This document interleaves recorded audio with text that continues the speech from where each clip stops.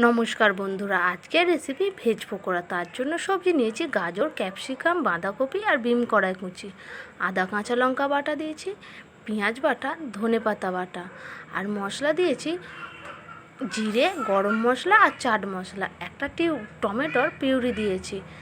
স্বাদ মতো দিয়ে দেব লবণ, 1 চামচ গোলমরিচের গুঁড়ো, অল্প বেসন দিয়ে ভালো করে আমি মেখে নেব। এখানে দিয়ে দিয়েছি 3-4 চামচের মতো অ্যারারুট দিয়েও ভালো করে মেখে নেব। আর এর সঙ্গে আমি দিয়েছি বেকিং সোডা। এবার তেল গরম হয়ে গেছে, পকোড়া শেপে একটা একটা করে দিয়ে আমি পকোড়াগুলো ভালো করে ভেজে নেব। দেখুন বন্ধুরা, প্রায় ভাজা হয়ে গেছে, তেল ঝরিয়ে ভালো করে আমি তুলে নেব। দেখুন বন্ধুরা, ভেজ পকোড়া এখানে আমার রেডি। একটা ভেঙে আমি দেখাচ্ছি, দেখুন কেমন হয়েছে। এখানে বাটিতে আমি নিয়েছি সুজির মধ্যে আমি কিছুই মেশাইনি। শুকনো সুজির সঙ্গে ভালো করে বলের আকার করে শেপ দিয়ে ভালো করে আমি ভেজে নেব।